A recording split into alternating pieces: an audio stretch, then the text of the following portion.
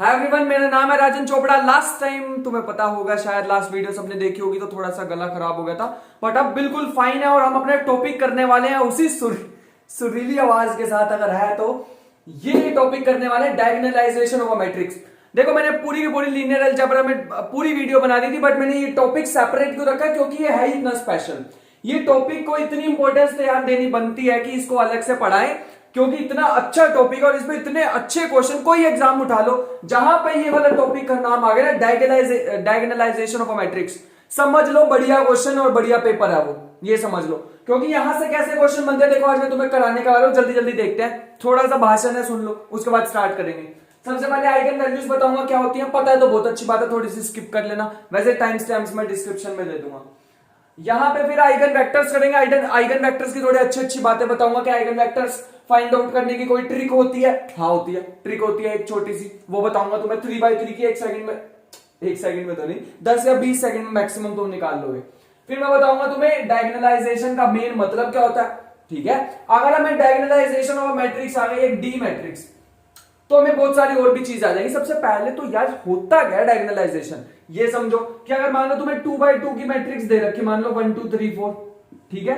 डायगोनलाइजेशन का मतलब होता है तुम्हें उसको एक ऐसी ऐसी मैट्रिक्स में रिड्यूस करना है। ऐसी में फॉर एग्जांपल एक एक यहां पे 1 2 ले लो, ऐसी मैट्रिक्स में रिड्यूस करना है जिसमें सिर्फ डायगोनल हो। बात समझ में आ गई, उसे डायगोनलाइजेशन कहते हैं, उस प्रोसेस को डायगोनलाइजेशन कहते हैं। यहां तक बात क्लियर है। उसके बाद हम करेंगे पावर ऑफ अ मैट्रिक्स। मान लो कभी तुम्हें ए की पावर 1000 कैलकुलेट करने को दे, अरे भैया रह जाओगे पेपर में, पूरा पेपर निकल जाएगा, तुम्हें कभी पता नहीं लगेगा कि ए रेज़ टू पावर 1000 कैसे निकालते हैं। ये तो बड़ा बेकार काम हो गया यार, फिर कैसे करेंगे हम। इसके लिए तुम्हें चीज याद रखनी होगी, ए रेज़ टू पावर 1000 निकालने के लिए डायगोनलाइजेशन। अगर तुम्हें डायगोनलाइजेशन आ गई, बात खत्म हो गई। एक चीज ध्यान रखना, ये जो ए रेज़ टू पावर था, चलो मैं ये टॉपिक के साथ ही बता दो, कंफ्यूज नहीं करते, ठीक है। फिर करेंगे हम पावर ऑफ अ मैट्रिक्स, बता दिया। करेंगे एक्सपोनेंशियल, एक्सपोनेंशियल में कोई मैट्रिक्स दे दी, घबराना नहीं है, ये भी हम करेंगे आज, ठीक है। उसके बाद करेंगे लॉगरिथमिक ऑफ मैट्रिक्स, एक्सपोनेंशियल कर लेंगे। लॉग ऑफ अ मैट्रिक्स कैसे निकालें यार, लॉग ऑफ अ मैट्रिक्स, उसको निकालने का मेथड देखेंगे। और लास्ट में अगर प्रैक्टिस नहीं की तो क्या की, अरे प्रैक्टिस ही नहीं करेंगे टॉपिक्स की तो करने का क्या ही फायदा है। तो ये सारी चीजें, ये सारी पिक्चर तुम्हारे सामने, आइगन वेक्टर से स्टार्ट करेंगे, लॉगरिथमिक पे खत्म करेंगे। बात समझ में आ गई क्या करने वाले हैं। चलो अब स्टार्ट करते हैं।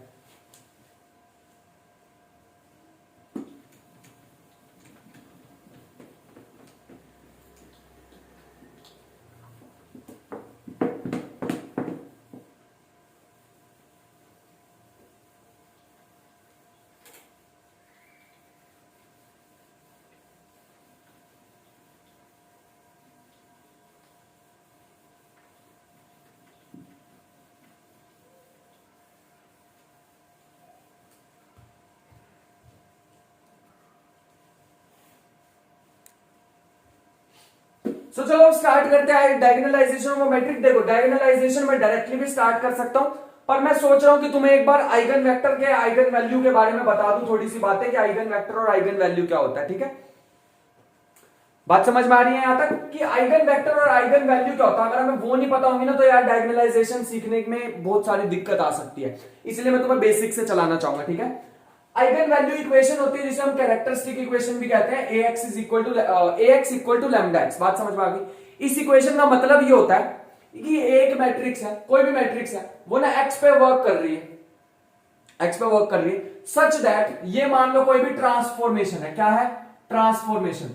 ट्रांसफॉर्मेशन का मतलब होता है कि ये एक ऐसा डिब्बा है, समझ लो ना फिलहाल के लिए जो मैं बता रहा हूं, वैसे समझो आसान रहेगा। ये एक ऐसा बॉक्स है जिसके अंदर मैं एक्स डाल दूं, यहां से एक्स डालूं, यहां से मैंने क्या डाला, एक्स, बाहर भी क्या ही आएगा, एक्स ही आएगा, लेकिन उसके साथ क्या मिलेगा, हमें एक नंबर मिलेगा। कौन सा नंबर मिलेगा? लैम्डा। मान लिया लैम्डा मिलेगा। उस लैम्डा को हम क्या कहते हैं? Eigen value. और ये जो डिब्बा है, डिब्बा, ठीक है, ये डिब्बा हमारे पास होता है ऑपरेटर, या इसको ऑपरेटर, ट्रांसफॉर्मेशन, कुछ भी लिख सकते हो। और ये जो एक्स होता है, इसको हम क्या कहते हैं? Eigen vector. क्या कहते हैं? Eigen vector. तो एक आइगन वैल्यू के लिए एक आइगन वेक्टर, दो आइगन वैल्यू के लिए दो eigen vector, as up to so on. छोटी छोटी सी बातें समझ लेते हैं ना। आइगन वेक्टर वैल्यू निकालते कैसे? जैसे तुम्हारे पास कोई भी मैट्रिक्स है 1 2 3 4, ठीक है, निकालेंगे कैसे भाई? यूज करो, हमें तो और कुछ पता ही नहीं। बात क्लियर है ना, हमें और कुछ पता ही नहीं, तो कैसे करें इसको? पहले उसको समझो इक्वेशन को। A x minus lambda x equal to 0। अरे उसको इधर ले आया मैं और कुछ नहीं किया। फिर इसमें से कॉमन ले लो एक्स को, तो ये बचेगा ए माइनस लैम्डा एक्स। अब लैम्डा तो एक नंबर है, अभी अभी मैंने तुम्हें बताया था लैम्डा तो कांस्टेंट होता है, एक नंबर होता है, नंबर है और यहाँ पे मैट्रिक्स है, तो क्या करें यार, यहाँ पे आइडेंटिटी मैट्रिक्स लगा देते हैं। आइडेंटिटी मैट्रिक्स तो किसी के भी साथ लगा दो, कोई फर्क नहीं पड़ता। बात क्लियर है? हाँ, यहां तक हमें चीजें समझ आ गई। इक्वल टू 0, ये जो इक्वेशन आ गई इसे कहते हैं कैरेक्टरिस्टिक इक्वेशन। क्या कहते हैं? Characteristic equation. Characteristic equation. लो, हो गया हमारे पास। यहां तक बातें क्लियर होंगी तो आगे चलते हैं, ठीक है। अब यहां तक हमें क्लियर हो गई। अब लैम्डा की कितनी वैल्यूज आएंगी? देखो 2/2 होगी तो हमारे पास 2 वैल्यूज आएंगी, ठीक है। 3/3 के लिए 3 वैल्यूज आएंगी, 4/4 के लिए हमारे पास 4 वैल्यूज आएंगी, अप टू सो। बात समझ में आ गई? हाँ, तो यहां तक बातें क्लियर हो गई। अब ये रियल भी आ सकती है, कॉम्प्लेक्स भी आ सकती है, आ कैसे भी सकती है आइगन वैल्यूज, ठीक है। अब इसको एक आधा एग्जांपल देख लेते हैं, जैसे जो भी लिखा था वही लिख लेते हैं। 1 2 3 4 निकालेंगे कैसे? इस वाली को देखना है सिर्फ, ठीक है। इसका डिटर्मिनेंट निकाल लो, 1 माइनस लैम्डा, देखो a माइनस लैम्डा आई, ठीक है। तो यहां पे आ जाएगा 2 3 4 माइनस लैम्डा। मैं अज्यूम करके चल रहा हूं कि थोड़ी थोड़ी बातें तुम्हें पता है, ठीक है। तो सबको निकालना आता होगा, थोड़ी थोड़ी बातें पता होंगी सबको। तो यहां से 2 लैम्डा की वैल्यू आ जाएंगी, सबको दिख रहा होगा। यहां से 2 वैल्यू आ जाएंगी लैम्डा की, ठीक है। लैम्डा की 2 वैल्यू आ जाएंगी, lambda 1 lambda 2। So this is called eigen values. ये जो आएंगी इनको हम कहते हैं आइगन वैल्यूज। आई होप कि सबको ये चीजें पता होंगी। एज्यूम करके चल रहा हूं कि तुम थोड़े बड़े हो चुके हो और आइगन वैल्यूज तुम्हें पता है कैसे, मतलब इस इक्वेशन को पता है कैसे सॉल्व करते हैं, ठीक है। अब उसके बाद सुनो, आइगन वेक्टर कैसे निकालते हैं। आइगन वेक्टर निकालने का भैया जितनी वीडियोस देखोगे यूट्यूब पे, जितने टीचर से सीखोगे, सब अलग बताएंगे, मैं भी अलग बताऊंगा शायद। तो तुम एक मेथड ही फिक्स कर लो, सबके क्यों न्यू न्यू मेथड देखने। एक मेथड फिक्स कर लो, हम तो ये इक्वेशन को जानते हैं और कुछ नहीं जानते, बात खत्म। हमें सिर्फ ये इक्वेशन पता और कुछ नहीं पता, ठीक है। तो इस इक्वेशन को कैसे यूज करें? जो मैट्रिक्स दी हुई थी ना ए, उसको यहां लिख दो। क्या था? 1 2 3 4। मान लो इसकी आइगन वैल्यू आई है, सपोज कर लो लैम्डा 1 ही मान लेते हैं फिलहाल के लिए, ठीक है। एक्स को मान लो एक्स वाई, 2 एलिमेंट है इसमें, यही तो फाइंड आउट करना आइगन वेक्टर। और ये कितना है? आइगन वैल्यू कितनी आई है? लैम्डा 1, ये तो कांस्टेंट है, और साथ में एक्स वाई दोबारा। 2 इक्वेशन दिख रही होंगी, अब तुम्हें ध्यान से देखना। पहली बनेगी x plus 3y equal to lambda 1x, दिख रही है। दूसरी इक्वेशन बनेगी 2x प्लस में 4y equal to lambda 1y। 2 equation बन गई, बात समझ में आ गई। 2 इक्वेशन है, 2 ही वेरिएबल है x और y, तो इनकी वैल्यू आ जाएगी कुछ x की, y की, कुछ वैल्यू आ जाएगी। लो, हमें पहला आइगन वेक्टर मिल गया।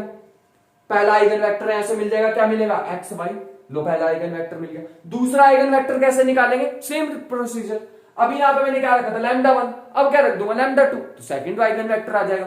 अगर 3/3 का होता तो क्या करते? यहां पे मैट्रिक्स आती 3/3 की, यहां लिखते z, यहां लिखते z। पहला आइगन वेक्टर के लिए पहला आइगन वेक्टर, पहली आइगन वैल्यू के लिए पहला आइगन वेक्टर, दूसरी के लिए दूसरा, तीसरी के लिए तीसरा। As simple as that. बात समझ में आ गई? इतना ईजी है यार ये जो टॉपिक है, ठीक है। अब आते हैं डायगोनलाइजेशन पे। देखो, मैं तुम्हें बिल्कुल ऐसे लेके गया ना फ्लो की तरह। अब डायगोनलाइजेशन पे आते हैं। अब बात ये आती है, डायगोनलाइजेशन पे आने से पहले अच्छा एक ट्रिक रहेगा यार। देखो, मैंने बोला था तो मैं कराऊंगा जरूर। वैसे मैंने एक वीडियो इस पे आइगन वेक्टर पे, आइगन वैल्यूज पे सेपरेट बनाई हुई है, बट फिर भी मैं करा देता हूं, ठीक है। ठीक है, कैमरा बीच में देखना पड़ता है, कभी कभी बंद कैमरे में भी हम बोलते रहते हैं और बाद में पता चलता है वीडियो 1 घंटे की और रिकॉर्ड हुआ ही कुछ नहीं है। ये भी इंसिडेंट्स होते हैं। चलो वापस आते हैं। फिलहाल के लिए यहां तक आए हो कि चीजें क्लियर हो गई। अब एक शॉर्ट ट्रिक बता दो यार। मान लो तुम्हारे पास 3/3 की मैट्रिक्स आ गई, 1 2 3 4 5 6 7 8 9। आई होप कि सबको यहाँ पे दिख रहा होगा। लाइट इतने एरिया में पड़ती है, तो आई होप कि यहां तक सबको दिख रहा होगा। वैसे मैंने क्या लिखा? 1 2 3 4 5 6 7 8 9।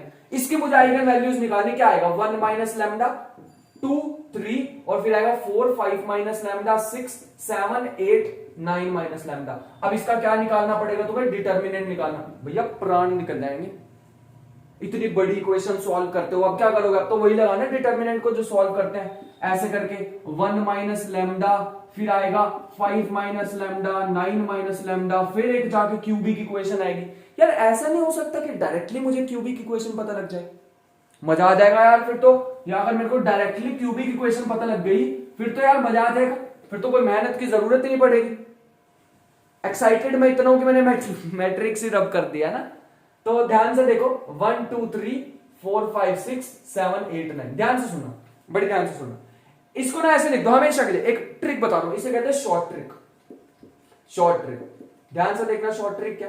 इसको ऐसे लिखो लैम्डा क्यूब, तुम्हें ये तो पता है ना क्यूबिक इक्वेशन मिलेगी, अभी अभी बताया था, कहां बताया था, रब कर दिया होगा शायद मैंने। अब यहां पे सुन लो, अगर मैंने बताया था वैसे 2/2 के लिए 2 आइगन वैल्यू मिलती है, 3/3 के लिए 3 आइगन वैल्यू मिलती है, चाहे वो रियल हो चाहे वो कॉम्प्लेक्स हो, हमें क्या लेना देना। 4/4 के लिए 4 मिलती है।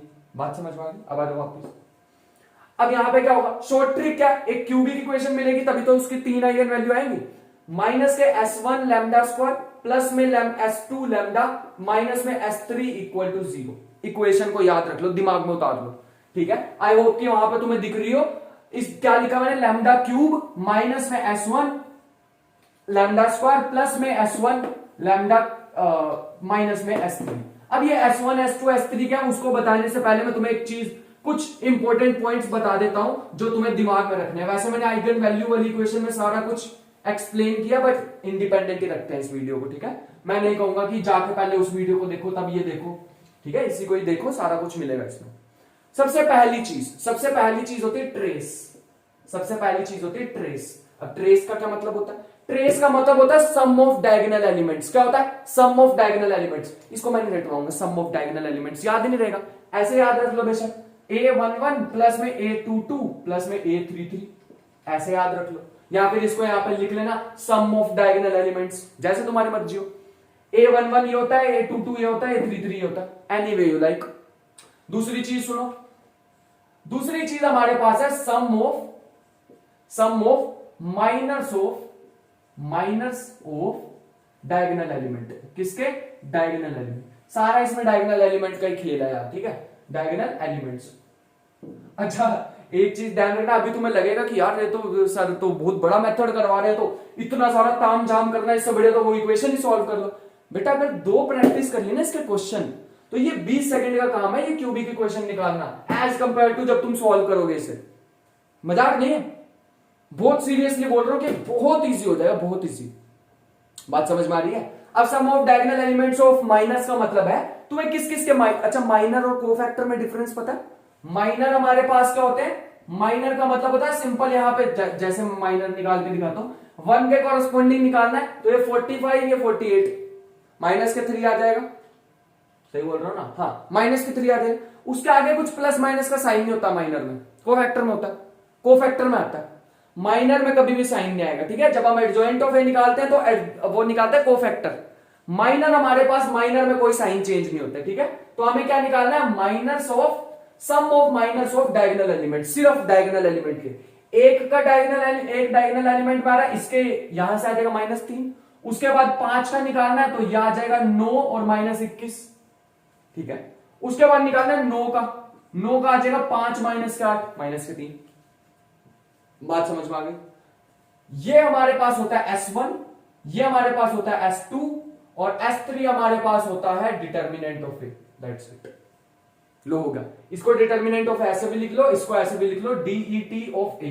ये डिलीट नहीं लिखा मैंने, ठीक है, डिलीट ऑफ ए है ना, ए ही डिलीट कर दिया, खत्म, 0 वन लिखा मैंने, डिटर्मिनेंट ऑफ ए। बात समझ में आ गई? तो यहां तक चीजें क्लियर। अब मैं बना के दिखाता हूं, देखो कितनी इजी।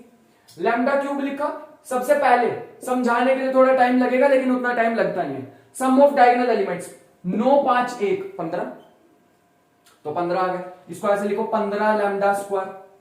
अब क्या करना है, S2 ध्यान से देखना, एक के लिए निकालेंगे तो 45 -48 -3, इसको ऐसे ही लिख लो फिलहाल के लिए, कोई दिक्कत नहीं है, -3। 5 के लिए निकालेंगे तो यह आ जाएगा 21, सॉरी यह आ जाएगा 9 -21। 9 -21 कितने होते हैं बताना जरा, 12 ही होते हैं ना, बेइज्जती ना हो जाए, 12 ही होते हैं, ठीक है। तो ये आ जाएगा 9 -21 -12।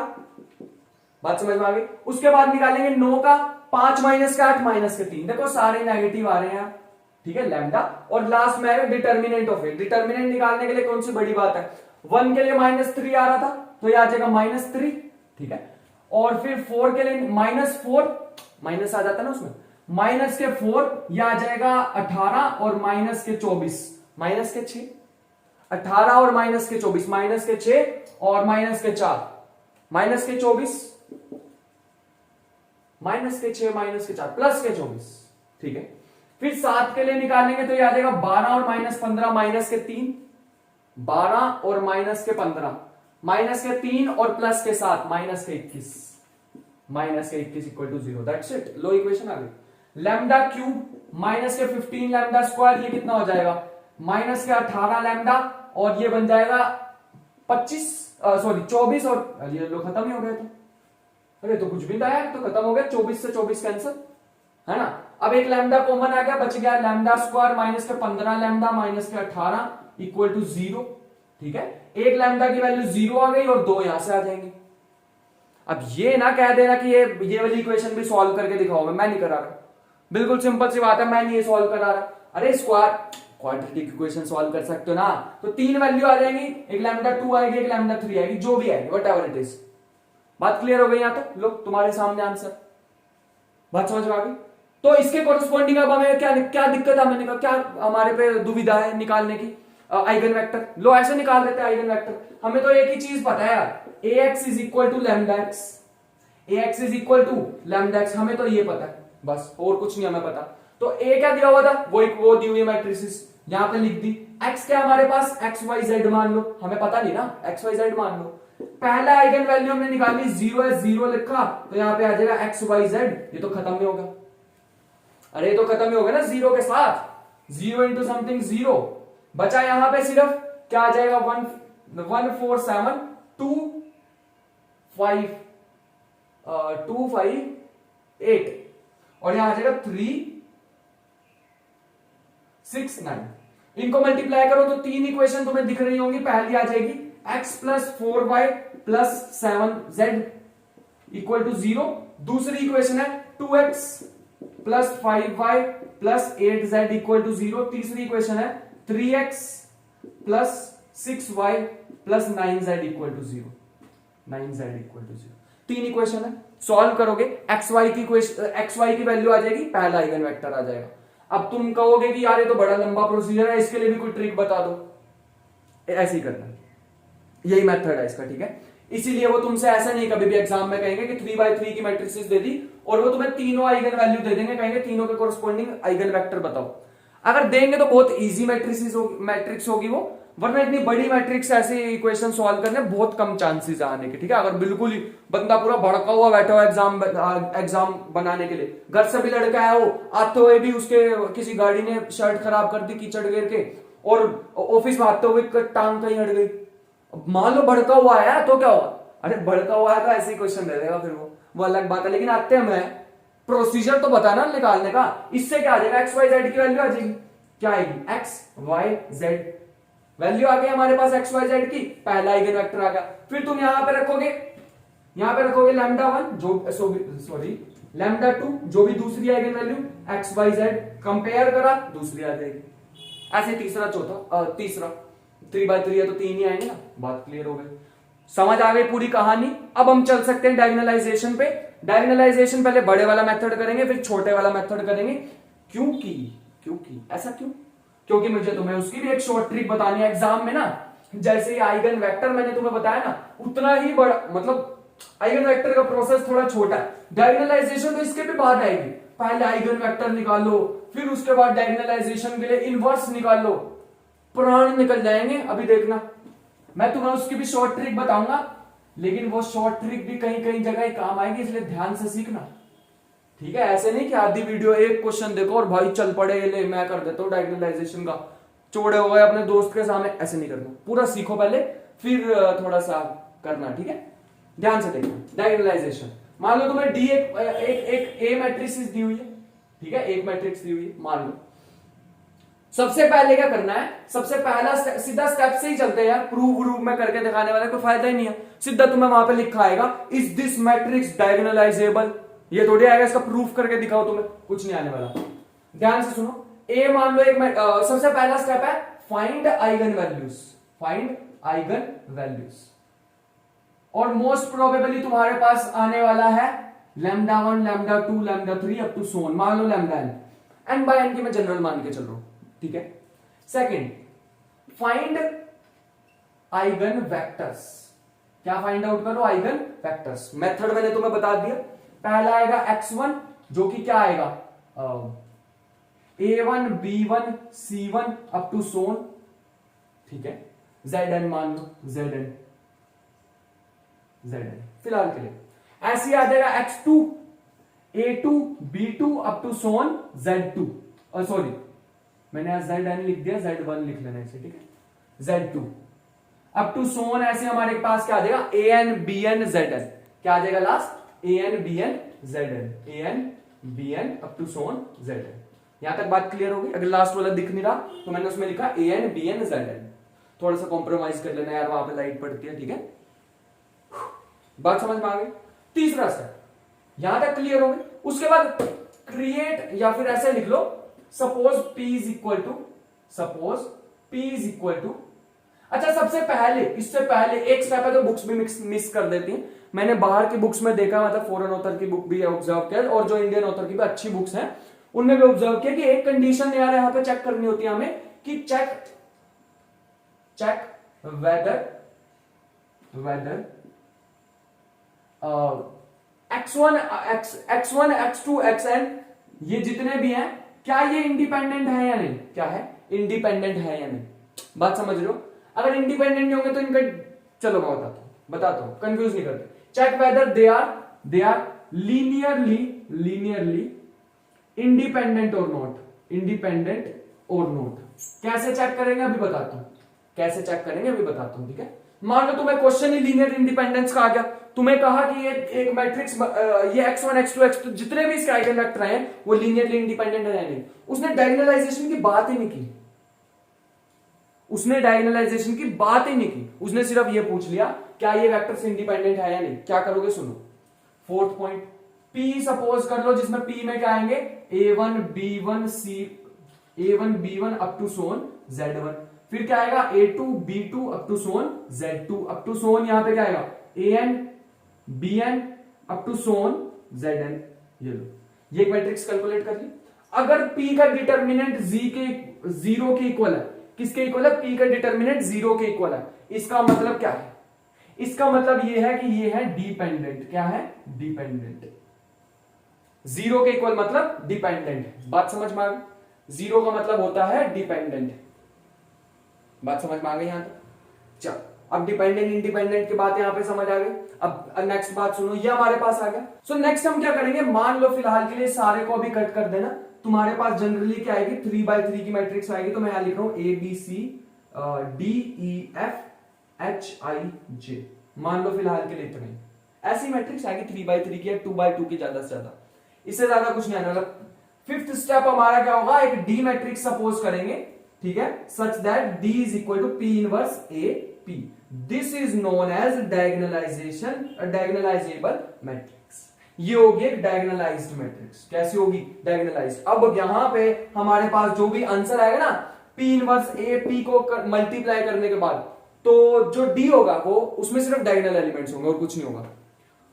अब तुम्हें ये छोटा सा ये 5 पॉइंट्स लग रहे होंगे, लेकिन ये 5 पॉइंट को जब हम एग्जीक्यूट करने वाले ना तो तुम्हें पता लगेगा कि कितना बड़ा मेथड है। एक करते हैं यार, 2x2 की लेता हूं, इसको करते हैं एक बार सॉल्व करके देखते हैं कि भैया है क्या ऐसा जो मैं इतनी देर से बोली जा रहा हूं कि खतरनाक मेथड है, बड़ा है, लेंथी है, ये है वो है। देखते हैं एक बार कि इसमें क्या दिक्कत है, ठीक है। इसको देखने के बाद फिर हम शॉर्ट ट्रिक पे जाएंगे। एक बार देखते हैं।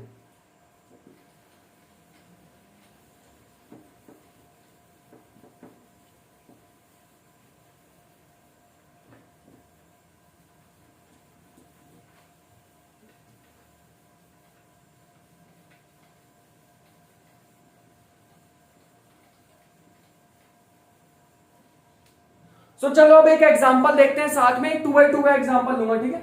एक 2x2 का एग्जांपल लेते हैं, 4 3 2 3। मान लो ये एक मैट्रिक्स है।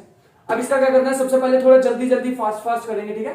4 माइनस लैम्डा 3 2 3 माइनस लैम्डा, बात समझ में आ गई, इज इक्वल टू 0। इसका डिटर्मिनेंट निकाल लो, डिटर्मिनेंट, ठीक है। डिटर्मिनेंट आ जाएगा 4 माइनस के लैम्डा 3 माइनस के लैम्डा माइनस के 6, और क्या आ जाएगी वैल्यू इसकी 12, प्लस में लैम्डा का स्क्वायर और माइनस में 7 लैम्डा, ठीक है, माइनस में 6 इक्वल टू 0। ये आ जाएगा लैम्डा स्क्वायर माइनस के 7 लैम्डा और प्लस में 6 which is equal to lambda square minus के 6 लैम्डा माइनस के लैम्डा प्लस में 6। ठीक है, लैम्डा कॉमन लिया तो यहां से लैम्डा माइनस 6 माइनस 1 कॉमन लिया तो लैम्डा माइनस 6।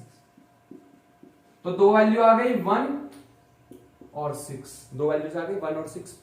इसके कोरस्पॉन्डिंग जल्दी जल्दी क्या करते हैं, आइगन वेक्टर निकालते हैं। साथ में निकालेंगे ax is equal to lambda x. ठीक है, कैसे निकालेंगे, मैट्रिक्स दी हुई है तो 4 3 2 3, फिर क्या दिया होगा एक्स वाई, खुद से सपोज करना होता है। फिर आ जाएगा 1 के कोरस्पॉन्डिंग निकाल लेते हैं तो ये आ जाएगा। उसके बाद क्या करेंगे 4x प्लस में 2y is equal to x, compare कर दिया। फिर आ जाएगा 3x प्लस में 3y is equal to y, compare कर दिया। फिर क्या करेंगे, इनको सॉल्व करेगा, x को इधर लेके आ जाओ, x को इधर लेके आ जाओ तो ये बन जाएगा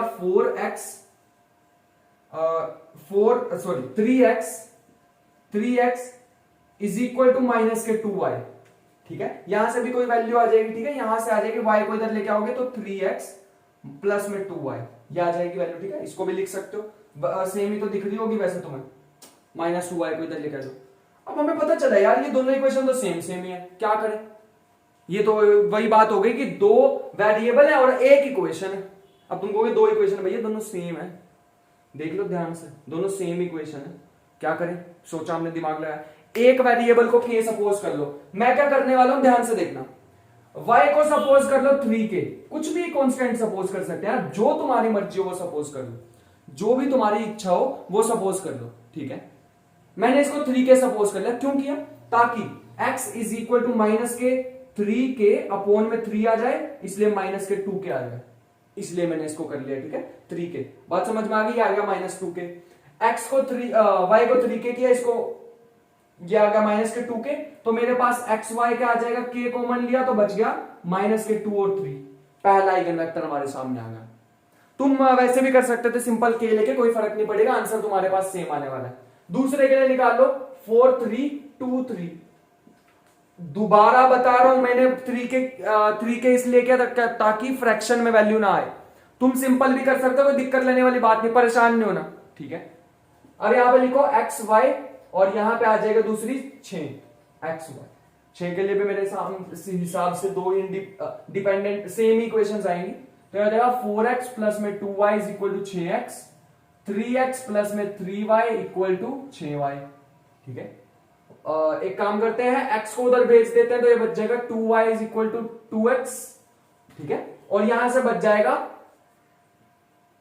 यहां से क्या बच जाएगा, y को उधर भेज दो, 3x is equal to 3y। अरे बात तो एक ही होगी, x इक्वल टू y, दोनों इक्वेशन से यही तो मिल रहा है। फिर वही दिक्कत हो गई यार, एक काम करते हैं, इसको भी k ले लेते हैं, तो यहां से आइगन वेक्टर क्या बन जाएगा, x y, ये बन जाएगा k कॉमन ले लेंगे तो 1 1, k बाहर लिख दो, आगे लिख देना k। ठीक है, k कॉमन लिया तो 1 1, लो बन गया, दोनों आइगन वेक्टर आ चुका है। k की हमें जरूरत नहीं है, हम सिंपल क्या करते हैं, p मैट्रिक्स बना लेते हैं, जैसा हमने कहा था। यहाँ पे आइगन वेक्टर लिख दो, पहला आइगन वेक्टर लिखा -2 3, फिर लिखा 1 1। अब तुम कहोगे यार, अब तुम कहोगे 1 1 पहले क्यों नहीं लिखा, क्या पता हम 6 की पहले निकालते। अरे लिख दो, देख लेना आंसर सेम आएगा, यही खासियत है इस मेथड की, आंसर सेम आएगा। तुम 1 1 को पहले लिख दो, कोई फर्क नहीं पड़ेगा। ठीक है, अब ध्यान से सुनना, बात समझ में आई। अब ध्यान से सुनो, p इनवर्स निकालना। देखो 2/2 का निकालने के लिए ना इनवर्स बड़ा आसान है। पहले डिटर्मिनेंट निकाल लो, क्या देगा, -2 -3 -5, तो -1/5 आ गया। अंदर क्या आएगा, अंदर क्या करना है, इसको इंटरचेंज करके इसके साइन चेंज कर दो, -2 1 सेम रहेगा, यहां आ जाएगा 1, यहां आ जाएगा 3, साइन चेंज, लो इनवर्स निकाल लिया। 2/2 में काम करते हैं, देखो ये चीज 3/3 में काम नहीं करेगी, 3/3 में मत्था मारना पड़ेगा थोड़ा सा। ठीक है, तो फिलहाल के लिए ये चीज क्लियर हो गई। ठीक है, P इनवर्स P, ये सारा कुछ आ गया। डायगोनलाइजेबल मैट्रिक्स निकालते हैं, P इनवर्स A P। सो अब तुम ध्यान देना, जब तुम इसको मल्टीप्लाई कर दोगे, मतलब P इनवर्स वो लिखा, P ये लिखा, ठीक है, और बीच में डालना है ये। अब ध्यान से एक चीज सुन लेना, जब तुम इसे सॉल्व कर लोगे, आंसर तुम्हारे पास, सॉल्व करके देखना, ठीक है, भरोसा नहीं करना, सॉल्व करके देखना, तो आंसर तुम्हारे पास आएगा 1006। आंसर ये तुम्हारे पास आएगा, करके देखना, तब मानना। ठीक है, इसको करके देखोगे ये आंसर आ जाएगा। मैंने लगाया दिमाग, यार ये तो बड़ी अजीब सी चीज होगी, ये तो ऐसे नहीं लग रहा, λ1 0 0 λ2, ये तो दोनों आइगन वैल्यूज हैं जो हमने निकाली थी। यदि शॉर्ट ट्रिक मिल गई हमें शॉर्ट ट्रिक। जब भी हमें डायगोनलाइजेशन की मैट्रिक्स निकालने है ना, जब भी निकालने हैं, आंसर में सीधा पता कैसे लिखेंगे, डी कैसे लिखेंगे। मान लो आइगन वैल्यू आई है -1 और आयोटा प्लस माइनस आयोटा, ये वैल्यू आई है। डायगोनलाइजेबल मैट्रिक्स लिखनी है, मैं तो सीधा ऐसे लिख दूंगा आयोटा 0 0 माइनस का आयोटा। तुम माइनस आयोटा यहां भी लिख देना, कोई फर्क नहीं पड़ेगा आंसर। अरे क्यों, ये चीज तो सारी काट दी मैंने, ये चीज करनी ही नहीं है, ये कुछ नहीं करना तुम्हें, ये कुछ नहीं करना, सीधा आंसर ये निकाला और सीधा आंसर। अब तुम कहोगे कराया क्यों भैया, प्रूफ तो दिखाऊं। अरे अभी ये भी काम की चीज है, ऐसे नहीं, अभी कंडीशन सुनो, ऐसे कब कब लिख सकते हो। ये तो हो गई शॉर्ट ट्रिक, बात समझ आ रही है। ये शॉर्ट ट्रिक हो गई कि हमारे पास डायरेक्ट अगर हमें डायगोनलाइजेबल मैट्रिक्स लिखनी हो तो कैसे लिख सकते हैं। लेकिन एक बात सुनो, ये कब कब लिख सकते हैं, नोटबुक में लिखो, लिखो note, whenever eigenvalues of a matrix, whenever eigenvalues of a matrix are different या डिफरेंट को वर्ड को काटो, लिखो डिस्टिंक्ट, ये बढ़िया लगता है हमें वर्ड, ठीक है। Are distinct then diagonalizable matrix can be written as diagonalizable elements are the eigenvalues of the matrix A, of the matrix A।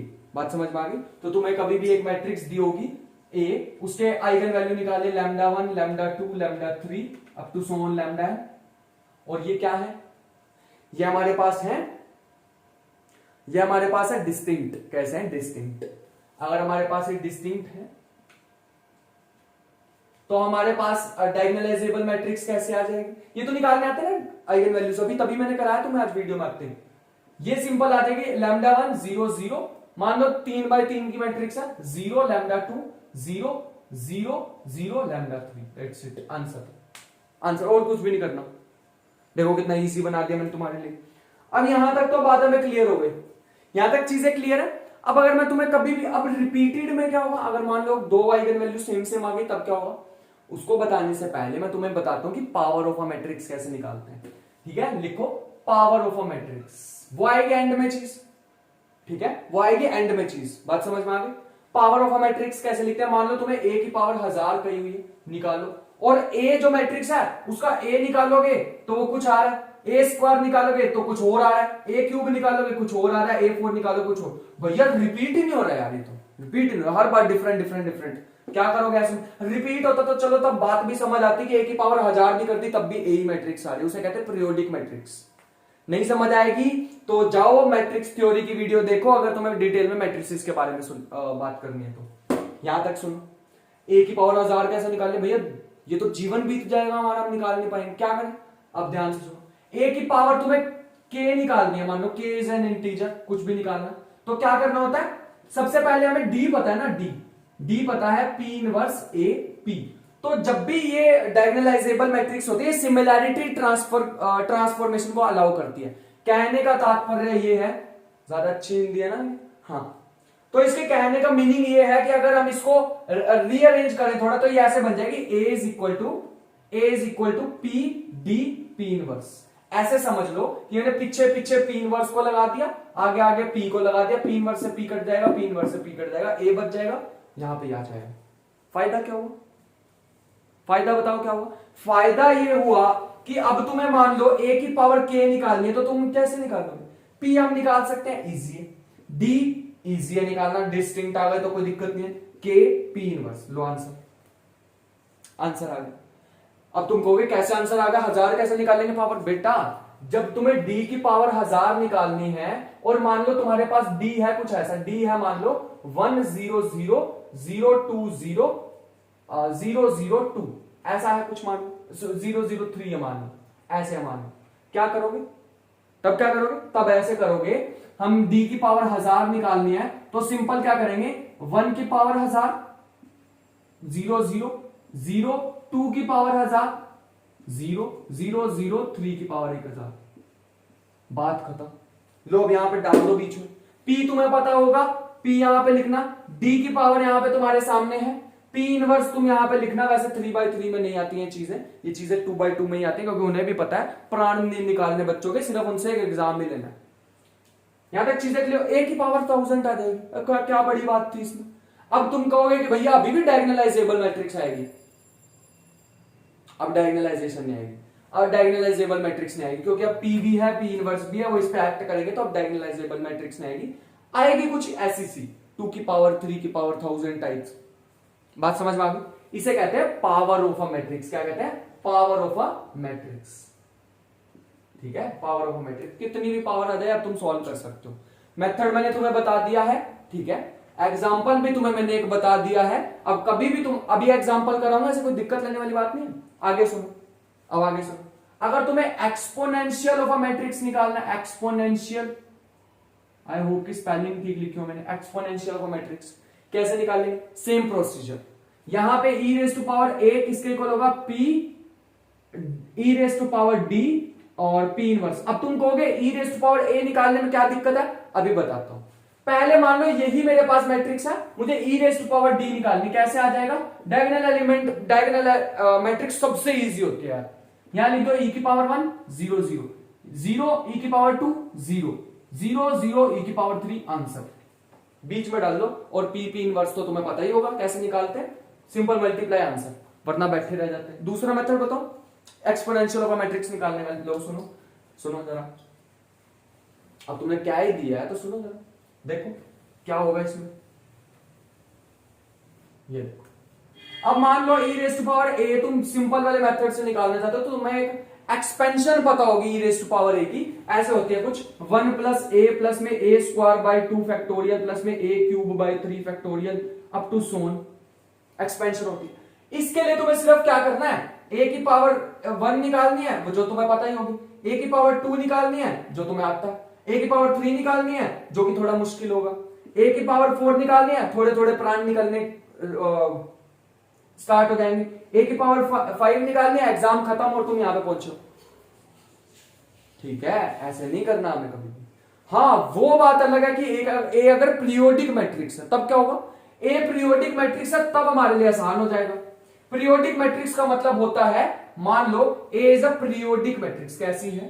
Periodic matrix, मतलब कहने का ए रेज टू पावर एन भी कर दोगे तो वो ए ही आएगा हमेशा। ए की कितनी पावर कर दो, मतलब ए स्क्वायर किसके इक्वल होगा? ए के, ए क्यूब किसके इक्वल होगा? ए के। जैसे आइडेंटिटी मैट्रिक्स होती, कितनी पावर कर दो, आइडेंटिटी आएगी। ए की पावर 4 क्या होगा? ए ही होगा। क्या करें ऐसे मैट्रिक्स में? सुनो जरा क्या करेंगे, इस टाइप की मैट्रिक्स में हम क्या करते हैं, सुनो। यहां से क्या करेंगे, पहले सबको अगर मान लो ए पीरियोडिक मैट्रिक्स है तो ये क्या बन जाएगा? e raise to power a 1 plus a plus में a बाय 2 फैक्टोरियल प्लस में a बाय 3 फैक्टोरियल प्लस में अप टू सोन। सारी जगह a क्यों फिट कर दिया मैंने? a इसलिए फिट कर दिया क्योंकि यहां पर पीरियोडिक मैट्रिक्स है। a कॉमन लेना है, a कॉमन ले लिया तो आ जाएगा a, यहां आ जाएगा 1 प्लस में 1 बाय 2 फैक्टोरियल प्लस में 1 बाय 3 फैक्टोरियल प्लस में अप टू सोन। ये आ गया हमारे पास। ये किसकी एक्सपेंशन है? ये किसकी एक्सपेंशन बताई थी अभी अभी मैंने तुम्हें? ये एक्सपेंशन मैंने बताई थी तुम्हें, ठीक किया ना मैंने? ठीक तो किया? ठीक है ना? अच्छा, एक टर्म, एक 1 बाई एन फैक्टोरियल होता है ना, हाँ ठीक तो है। यहां पे हमारे पास क्या आ जाएगा? ये किसकी एक्सपेंशन होती है? ई की। किसकी एक्सपेंशन होती है? ई की। लेकिन यहाँ पे ई के लिए ना, बनाने के लिए तुम्हें यहाँ पे एक और 1 चाहिए होता है, तो एक 1 ऐड कर दो, एक 1 सब्ट्रैक्ट कर दो, ये पूरी एक्सपेंशन बन जाएगी ई की। तो तुम्हारे पास आंसर आएगा 1 प्लस में ए ई माइनस 1। ये सीएसआई नेट में क्वेश्चन तुमसे पूछा हुआ, नेट का क्वेश्चन है। देखो कितना इजी क्वेश्चन है, सिर्फ उन्होंने खेला हुआ तुमसे कि पीरियोडिक मैट्रिक्स है तो ये बताओ।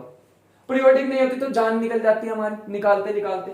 इसीलिए यहाँ पे एक दूसरा मेथड भी होता है, इस मेथड को कभी चूज मत करना अनलेस कि तुम्हें पीरियोडिक मैट्रिक्स दी हुई है। अगर पीरियोडिक नहीं दी हुई तो तुम्हारे सामने मेथड लिखा होगा, ये रहा। बात समझ में आ गई?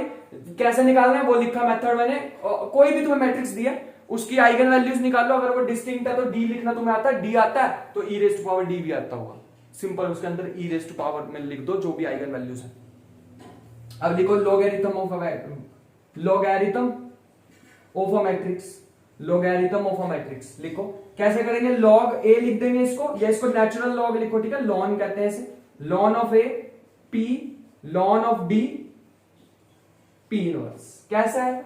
अब जहां पे ई रेज टू पावर समथिंग लिखा है तो लॉन ऑफ डी कैसे आएगा? यह आ जाएगा ln of 1, ln of 2, ln of 3, बाकी सारे 0 0 0, दैट्स इट। ठीक है। अच्छा ये लोन मैं कह रहा हूं, ये लोन का मतलब होता है नेचुरल लॉग, ठीक है, बैंक वाला लोन नहीं, बात याद रखना। अब यहां तक चीजें क्लियर है, तो एक काम करते हैं, थोड़े से एग्जांपल करते हैं और उसके बाद वीडियो का एंड करते हैं, ज्यादा बड़ी नहीं करेंगे।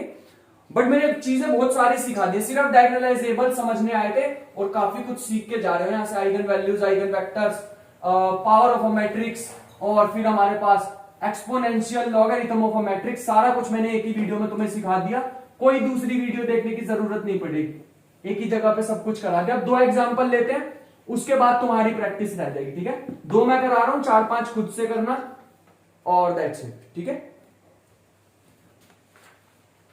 सो यहां पे मैं तुम्हारे लिए एग्जांपल लेके आया हूं, जैसे यहां पे फर्स्ट एग्जांपल है 1 3 2, फिर है -1 2 1, और फिर है 4 -1 1। ये तुम्हारे सामने एक मैट्रिक्स दी हुई है, ठीक है, इसको सॉल्व करना। मान लो ए मैट्रिक्स है, इसकी पहले आइगन वैल्यूज निकालते हैं। डोंट यू डेयर अगर किसी ने भी आइगन वैल्यूज निकाल ली वो माइनस लैम्डा करने से, कभी नहीं। कैसे निकालनी है? Lambda cube, short method. फिर क्या निकालना है? S1 क्या होता है? Trace of a matrix. एक बार मैं लिख दूं कैसे? Trace of a matrix lambda square plus में सम ऑफ डायगोनल एलिमेंट्स, इसको ऐसे लिख लो lambda sorry summation ai, where i is equal to aij लिख लेना, ठीक है, where i is equal to j, बात समझ में आ गई? लैम्डा माइनस में मोड ऑफ या डिटर्मिनेंट लिख लेना ऐसे, determinant of a equal to 0, बात समझ में आ गई? Lambda cube minus trace of a matrix कितनी है? 4, 1 2 1 4 है, तो याद आएगी 4 लैम्डा स्क्वायर प्लस में किसका हमें वो निकालना है? इसका हमें निकालना माइनर ऑफ दिस, ये ऐसे कर लेना यार, माइनर ऑफ aij,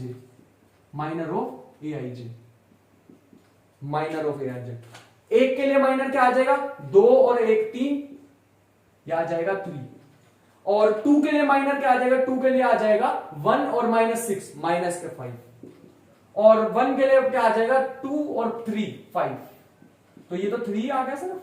अब डिटर्मिनेंट निकालना रह गया, डिटर्मिनेंट कितना आ जाएगा? 2 और 1 3, यह आ जाएगा 3, और फिर क्या आ जाएगा? 2 -1 के लिए क्या आ जाएगा? मतलब +1 हो जाएगा ना, ये वाला -1 +1 कर देगा उसे, ये चीज हमारे पास आ जाएगी 3 और 2 5 प्लस के 5, फिर क्या आ जाएगा? 4 के लिए 3 -4 माइनस के 1, दैट्स इट। तो यहां से आ जाएगा lambda cube -4 lambda square plus 3 lambda, और ये कितना बन जाएगा? 7 माइनस के 7 इक्वल टू 0, ठीक है। क्या होगा यहां से? लैम्डा 1 आएगा, लैम्डा 2 आएगा, लैम्डा 3 आएगा। डायगोनलाइजेबल मैट्रिक्स लिखनी है और कुछ नहीं लिखना है इसमें, डायगोनलाइजेबल। अब यहां से देखना, तीनों के तीनों आइगन वैल्यूज क्या आएंगे? डिफरेंट आएंगे, ये मैंने पहले ही बता दिया तुम्हें, तीनों अलग आएंगे। देखना तो तुम्हारा आंसर क्या आ जाएगा? अलग है तो तुम्हें कुछ नहीं करना, लैम्डा 1 0 0 0, लैम्डा 2 0 0 0, लैम्डा 3, बात समझ आ गई? आंसर क्या करना हो? कुछ भी नहीं।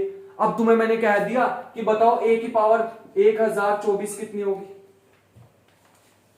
निकल गए प्राण। उसके बाद मैंने तुम्हें कह दिया e की पावर a कितनी होगी, e की पावर 2a कितनी होगी, e की लॉग ऑफ a स्क्वायर क्या होगा? ये तो बड़ा मुश्किल लग रहा है यार, है ना। फिर मैं तुमसे पूछ रहा हूं e की पावर a स्क्वायर क्या होगा, e की पावर 3a क्या होगा? नहीं 3a नहीं, e की पावर a इनवर्स क्या होगा? ये सारी चीजें कैसे करेंगे यार, ये तो बड़ा मुश्किल लग रहा है, कैसे करें? अरे कुछ भी नहीं है, बिल्कुल सही में कुछ नहीं है। a की पावर 24 लिखनी है ना, 1024, तो क्या करो? p इनवर्स b की पावर 1024, मतलब इसकी पावर 1024 1002 1024, ठीक है, बात समझ में आ गई? ऐसे कर लो इसको, हो गया। बस यार डी बीच में रख दोगे और तुम्हारे पास आंसर आ जाएगा। दूसरा सुनो, पहला समझ आ गया? ये अच्छे लेवल के क्वेश्चन है, अभी तक किसी एग्जाम में नहीं आए, लेकिन एग्जामिनर के दिमाग में होंगे जो बना रहा होगा। e raise to power 2a कैसे निकालोगे? पहले 2a निकाल लो, ठीक है ना, पहले 2a निकाल लो, या फिर सिंपल 2a भी क्यों ही निकालना, सिंपल क्या करो? p इनवर्स ई रेस्ट पावर 2da 2dt, ठीक है।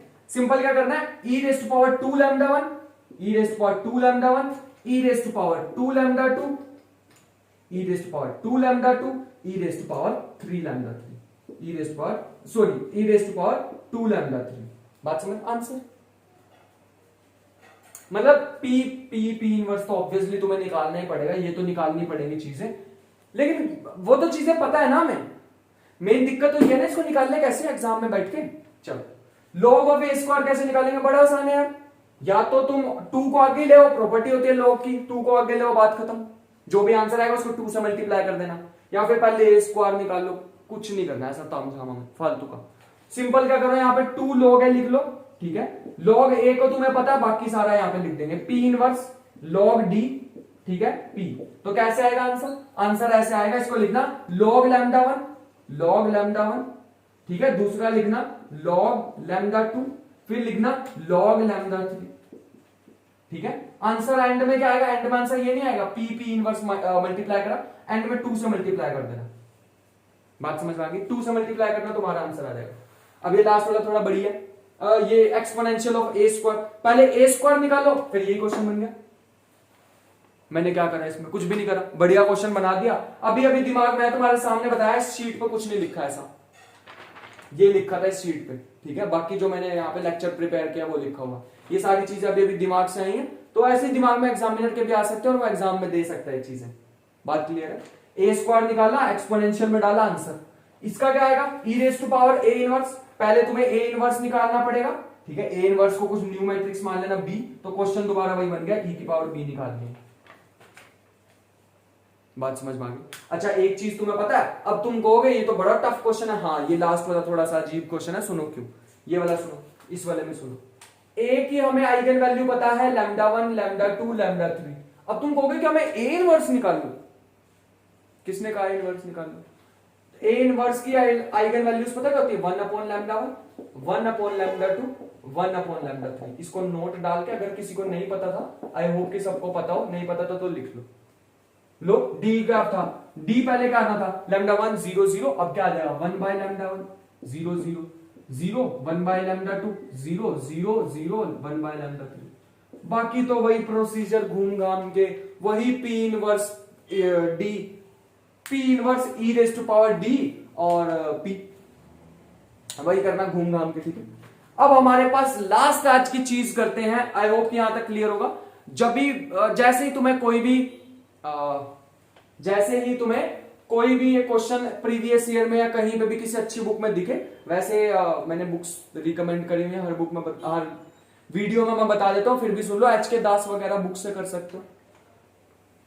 एग्जाम्पल उठाओ ऐसे, ठीक है, जिसके आइगन वैल्यू तुम्हें पता है, एक्सपोनेंशियल निकाल के देख लो, उसका लोगरिथम निकाल के देख लो, तो तुम्हारे सामने ऐसी ऐसी चीजें भी आ सकती हैं। बात समझ में आ गई। ऑल्दो ये सारी नेट लेवल की चीजें हैं, बट अगर तुम गेट की प्रिपरेशन कर रहे हो, जैम में ये सब कुछ नहीं आता है, ठीक है। इतना ज्यादा डीप नहीं जाएंगे वो, डायगोनलाइजेबल चलो वैसे आ जाएगी, बट इतना ज्यादा डीप नहीं जाएंगे कि तुम्हें यहां ये चीजें भी पूछ ले।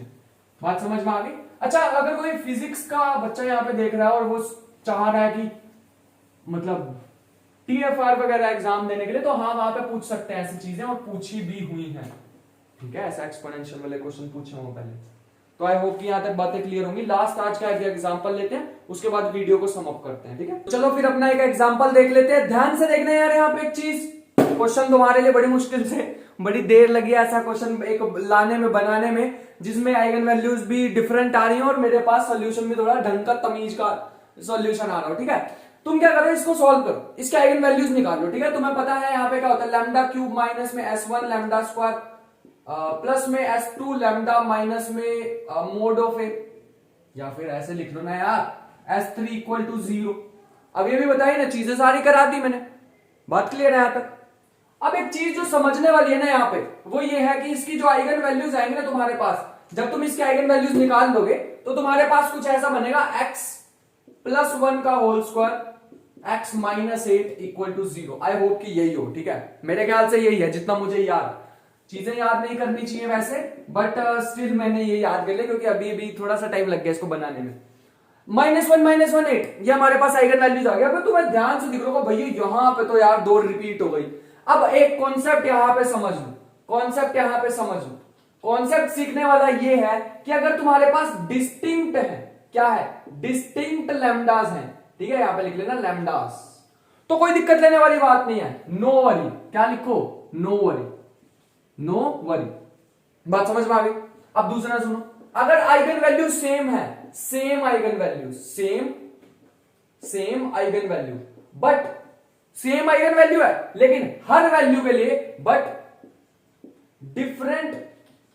Different eigen vectors. क्या है, आइगन वेक्टर्स। वैल्यू सेम आ गई, मान लो इसकी -1, ठीक है, लेकिन इनके कॉरेस्पॉन्डिंग दो डिफरेंट मेरे को पॉसिबल आइगन वेक्टर्स मिल रहे हैं, तब मेरा काम हो जाएगा, ठीक है, तब मेरा काम हो जाएगा, तब मैं उसको डायगोनलाइज कर सकता हूं। मान लो उसमें सेम आइगन वैल्यू आ रही है, same eigen value and same eigen vector, then matrix can not be diagonalizable. लिख लो, then A can't be diagonalizable. क्या, डायगोनलाइजेबल। लो, हो गया हमारा। ऑलमोस्ट हमने इस पर पीएचडी कर ली डायगोनलाइजेबल की, डायगोनलाइजेशन की, just PhD in the sense कि हमने इसको करना सीख लिया इन द डीप। वैसे यहां पे अलजेब्राइक मल्टीप्लिसिटी, ज्योमेट्रिक मल्टीप्लिसिटी, 50 तरह के कॉन्सेप्ट होते हैं, कुछ नहीं सीखना हमें भी। हम तो बेसिक तरीके से क्वेश्चन को ऐसे करके चले जाएंगे, क्यों सीखे डीप कॉन्सेप्ट, हमें इससे समझ आ गया। अब यहां पे आ जाओ वापिस, 8 के कोरस्पॉन्डिंग तुम आइगन वेक्टर निकालना, ठीक है। 8 के कोरस्पॉन्डिंग आइगन वेक्टर कैसे निकालोगे जरा बताओ। 3 2 4 2 0 2 4 2 3। बात समझ में आ गई। यहां पे क्या लिखेंगे, x y z, यहां पे लिखेंगे 8x y z, ये हम लिख देंगे यहां पे। अब तुम दोनों साइड को कंपेयर करना और तुम्हें पता लगेगा कि 8 के कोरस्पॉन्डिंग यहां पे तुम्हें x y z मिलेंगे, 8 के कोरस्पॉन्डिंग 2 1 2 करके देख लेना है, ठीक है। ये थोड़ा सा फायदा हो जाए मेरे पहले सॉल्व करने का क्वेश्चन को, कि क्वेश्चन का कॉन्सेप्ट क्या मैं वो समझा दूं, बाकी तो सारी चीजें आती है हमें। निकाल लेना इसको, दोनों साइड कंपेयर करके एक्स वाई जेड की वैल्यू निकाल लेना, तुम्हारे पास ये आ जाएगा। अब यहाँ पे आओ, मेन चीज यहाँ पे समझो। सो अब इस समय क्या करना है, 1 के कोरस्पॉन्डिंग आइगन वैल्यू निकाल, आइगन वेक्टर निकालना, दैट्स इट। जल्दी जल्दी करते हैं थोड़ा सा। 3 2 4 2 0 2 4 2 3, ठीक है। यहां पे आ जाएगा x y z equal to -1 x y z. अब तुम ध्यान से देखोगे, तुम इसकी सिंप्लीफिकेशन कर सकते हो। एक काम करते हैं, -1 को इधर ही लेके आ जाते हैं, तो ये बन जाएगा 3 2 4 2 0 2 4 2 3। अब तुम ध्यान से देखोगे, यहां पे भी x आ जाएगा, प्लस में यहां पे भी x आ जाएगा, एक्स वाई जेड आ जाएगा, ठीक है। 1 तो 1 भी है बाहर, ठीक है। इन दोनों में से x को कॉमन ले लोगे तो +1 आ जाएगा, तो वो +1 यहां पे ऐड कर देते हैं, ठीक है। वो +1 यहां पे ऐड करते, किस में ऐड होगा बताना जरा, सोच के बताओ किस में ऐड। आइडेंटिटी एलिमेंट होता है उसके साथ, मैंने यहां पे स्टार्टिंग में बताया था a माइनस के लैम्डा आई होता है, ठीक है, a माइनस के लैम्डा आई। तो डायगोनल एलिमेंट के साथ 1 1 1 1 प्लस कर दो, तो ये आ जाएगा 4, ये बन जाएगा 1, ये बन जाएगा 4। बात समझ में आ गई। और यहां पे एक्स वाई जेड। अगर जिसको नहीं समझ आया मैंने क्या किया, तुम सिंपल इक्वेशंस निकालो, मैंने ज्यादा कुछ नहीं किया, उस वाली टर्म को इधर लेके आ गया, दैट्स इट, और कुछ नहीं किया मैंने, बिलीव मी। यहां पे बात, यहां तक बात समझ में आ गई। उसके बाद सुनो, इसमें थोड़ी सी ट्रांसफॉर्मेशन लगा दो ताकि थोड़ा आसान बना ले इसको, ठीक है। ट्रांसफॉर्मेशन बना के थोड़ा सा इजी हो जाएगा। इसमें मैंने ट्रांसफॉर्मेशन लगाई, ध्यान से देखोगे, ये और ये तो बिल्कुल सेम है ना, और ये भी बिल्कुल सेम है, क्योंकि इसको 2 से मल्टीप्लाई करोगे तो ऊपर भी क्या होगा, सेम बन जाएगा। तो ये तो 0 ही होगी यार, बात समझ आ गई। रो ऑपरेशन लगाएंगे तो ये भी 0 0 0 और ये भी 0 0 0। एक ही इक्वेशन मिली मुझे सिर्फ, 4x प्लस में 2y प्लस में 4z इक्वल टू 0, ठीक है। इसमें से भी 2 कॉमन लिया तो बेचारा ये रह गया। देखो, एक इक्वेशन 3 वेरिएबल, एक इक्वेशन 3 वेरिएबल, तो ये तो बड़ा झमेला सा हो गया यार, तो बड़ा खतरनाक झमेला हो गया। इस चीज को ध्यान रखना, दिस इज कॉल्ड रामबाण, दिस इज कॉल्ड रामबाण ऑफ डायगोनलाइजेशन। डिस्टिंक्ट है, कोई दिक्कत नहीं है, सीधा उठाई, आइगन वैल्यू डी में डाल दिया, आंसर सेम है, बट आइगन वेक्टर डिफरेंट आ रहे हैं, जो ये क्वेश्चन में आएगा, देखना अभी। अब ये वाला केस मैं करा रहा हूं, ठीक है। इस केस में तो सीधा सीधा आगे बताऊंगा। देखो, यहां तक बात समझ में आ गई यार। एक इक्वेशन 3 वेरिएबल कैसे सॉल्व करें। अब अलग अलग कांस्टेंट तो मैं इसको मान नहीं सकता, इसको k मान लो, इसको i मान लो, ये नहीं मैं कर सकता। क्या करूं, तो इन दोनों में से किसी एक को 0 होना पड़ेगा, ठीक है, या इन दोनों में से किसी एक को 0 होना पड़ेगा, या ऐसे मान लो इन तीनों में से किसी एक को 0 होना पड़ेगा, ठीक है। तो पहले मैं दो केसेस बना के चल लेता हूं, इसके दो केसेस। इसमें मैं मान लेता हूं कि z 0 है और y k है, y k है। इसमें क्या मान लूंगा कि y 0 है, z k है। दो केसेस बन जाएंगे, मतलब दो आइगन वेक्टर आएंगे। आ गया ये वाला केस, आ गया ये वाला केस, है ना। अब क्या होगा, अब यहां पे होगा, मान लो ये हो जाएगा, z को 0 पुट करोगे तो खत्म, y को k पुट करोगे तो ये आ जाएगा। y को k क्यों पुट करेंगे, y को 2k पुट कर लें, ध्यान से देखना, y को 2k पुट कर लो। पता क्यों, z 0 हो जाएगा तो ये बन जाएगा 2x प्लस में y इक्वल टू 0। x क्या आ जाएगा, x आ जाएगा माइनस के y अपॉन 2। अगर y को 2k पुट करेंगे, 2 से 2 कैंसिल हो जाएगा, -1 रह जाएगा। बात समझ आ गई, कांस्टेंट कुछ भी ले लो। मैंने यहाँ पे 2k ले लिया तो आइगन वेक्टर आ गया x कितना आ जाएगा, माइनस के 1। 2k यहाँ पे डाल लोगे, 2 से 2 कैंसिल, माइनस के k बाहर ले लिया तो आइगन वेक्टर ये क्या आएगा, -1 1 0। बात समझ में आ गई, इसको हटा दो अभी फिलहाल के लिए। दूसरे के लिए लिखो, y को 0 पुट कर दो तो z कितना आ जाएगा, 2x plus 2z equal to 0। 2 common लेके बाहर, अब कोई दिक्कत ही नहीं है। z को k पुट कर दो तो ये आ जाएगा -1 0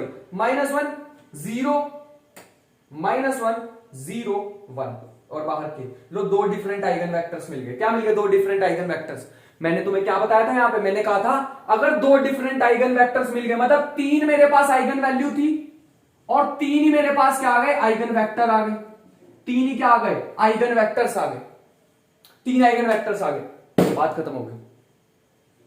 3 आइगन वैल्यू 3 आइगन वेक्टर, मतलब मेरे पास ये डायगोनलाइज हो सकती है। अब क्या करना, अब क्या करना, दोबारा उठा के वही आइगन वैल्यू उसमें डाल दो, है ना। बात समझ में आ गई, आइगन वैल्यू आई थी ना -1 8, सीधा सीधा डाल दो। अगर मान लो ऐसा हो जाता कि मेरे पास इक्वेशन एक बनी है और उसमें भी मेरे पास खाली आ रहा है 4x प्लस में 2y इक्वल टू 0, z आया ही नहीं, z आया ही नहीं, अब खत्म ही होगा बिल्कुल z, तब तो मेरे पास डायगोनलाइज होती ही ना। ठीक है, तब तो डायगोनलाइज होती ना। मान लो ये कंडीशन भी आ गई, मेरे पास दो डिफरेंट नहीं मिल रहे, एक ही मिल रहा बस आइगन वेक्टर, तब भी मेरे पास डायगोनलाइज ना होती।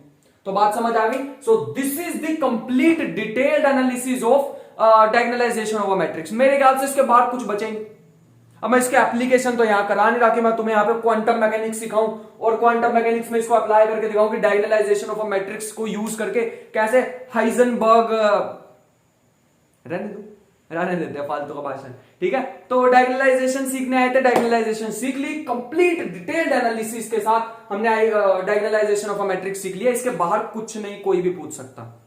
आई होप कि यहां तक चीजें क्लियर होंगी और इस पे जितने प्रैक्टिस हो सके, जहां से शीट मिल रही है, एच के दास है, जो भी तुम्हारे पास बुक है उसको बुक को उठाओ, उसके क्वेश्चंस लगाओ और इसके क्वेश्चंस ट्राई करो अच्छे से। मिलते हैं नेक्स्ट किसी वीडियो में, नेक्स्ट एक न्यू टॉपिक के साथ। वैसे जस्ट मैं तुम्हें बताना चाहूं, जो नेक्स्ट वीडियो आने वाली है वो आने वाली है पार्शियल डिफरेंशिएशन, जैकोबियन और Taylor series, 1 dimensional and 2 dimensional Taylor series पे, और उसके बाद आएगी कैलकुलस ऑफ वेरिएशन। मैथ का एक टॉपिक नहीं छोड़ूंगा, जितना बीएससी एमएससी या बस इतने, जितना इसमें भी पढ़ सकते हैं मैथमेटिक्स सारा करा दूंगा मैं तुम्हें।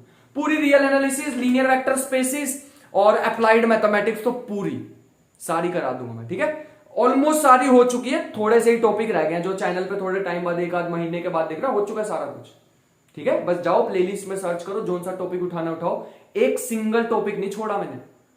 ठीक है, डिस्क्रिप्शन में मैं सारे लिख देता हूं कि मैंने वीडियो में कराया क्या क्या है। तो काफी लंबा हो गया भाषण डायगोनलाइजेशन ऑफ अ मैट्रिक्स का। मिलते हैं नेक्स्ट किसी वीडियो में, till then keep learning, be curious in the next video, bye bye.